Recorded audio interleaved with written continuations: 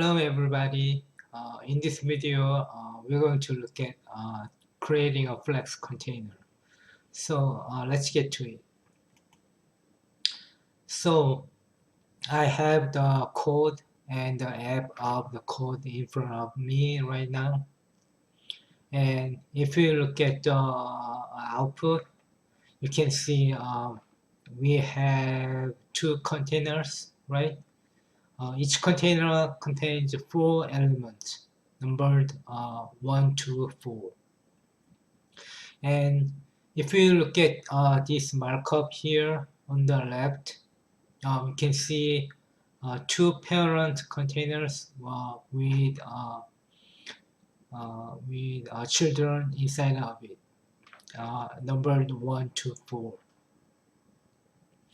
Now, the class of item is just basically for the ability to indicate where an item is, and container and inline container both have background color of white, which you cannot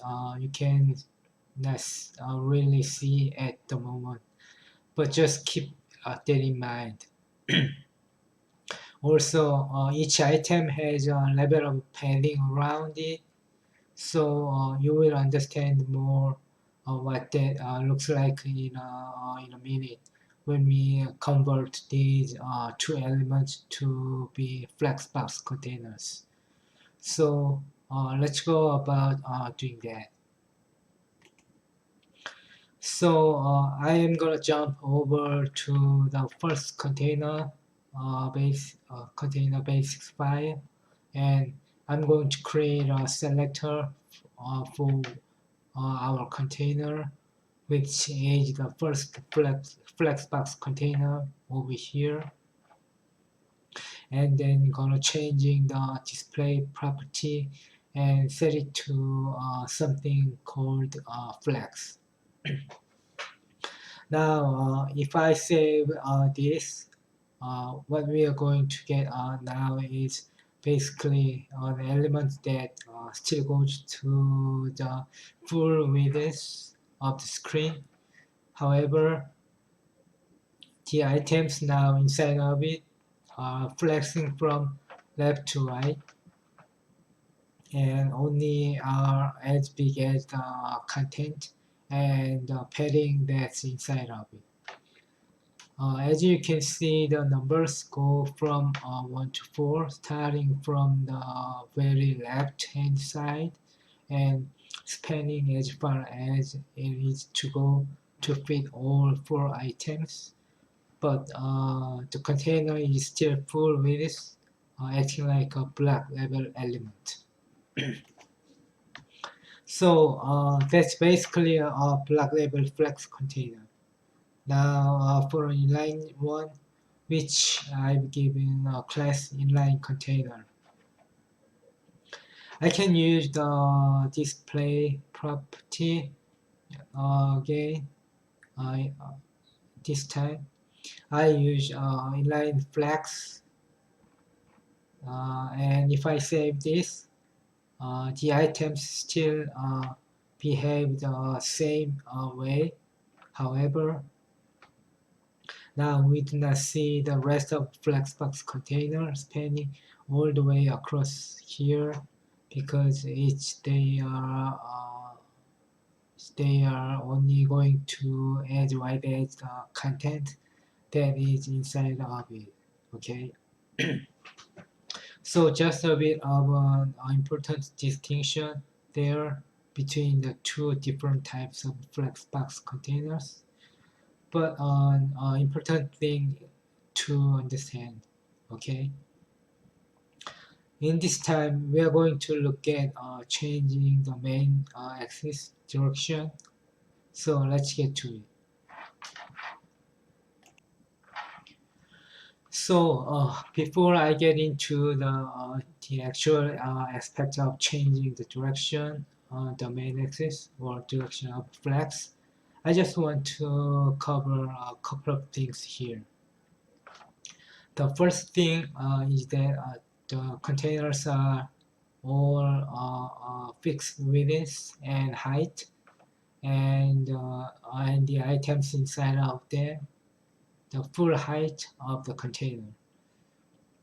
This is by design, and we'll talk about this later in our future video. Also, you're gonna see on my screen is that each container is a 2 by 2 formation.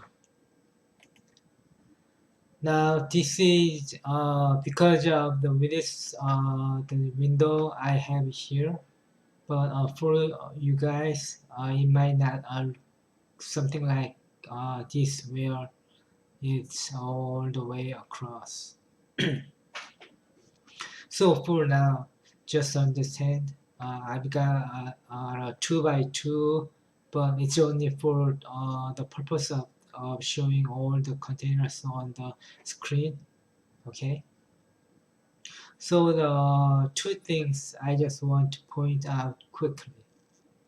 Now in terms of changing the direction of a flex or the direction on the main axis, we have four options. One is row, which is left to right. So the main axis starts from the left. It flows to the right. So the items will flow from left to right. Then we have low reverse, where all items start from the right and they flow from right to left. So the direction of the main axis is from right to left. Then we have a column where the items flow from top to bottom. So the main axis point to the direction of top to bottom, and then column reverse, which is the reverse of that, where the items start from the bottom and flow towards the top. Okay. So the direction the main axis is flowing from the bottom to the top. So let's look at row first. This first container has a class of row. So if I jump to the flex direction, CSS5 here, and get a dot row, when they are gonna set the direction of flex to be right.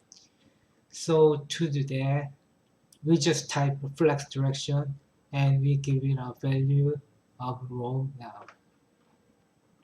Now, if I save this, clearly nothing changes.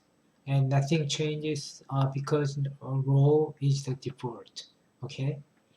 So you may never really explicitly set row unless you are willing to change the value of add an element flex direction using something like JavaScript or some kind of transition, but that's the default behavior.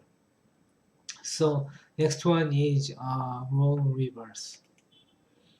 So this is the class that I've applied to the second container here.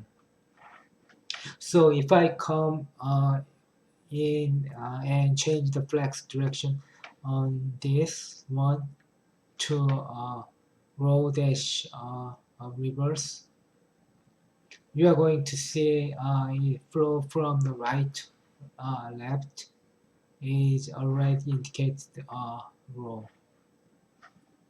So the direction of flex now starts here, goes this way.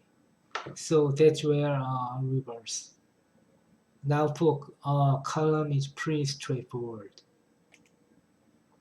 We just put the flex direction to the column and save that, and you see the start from the top and goes down. So the direction is this way.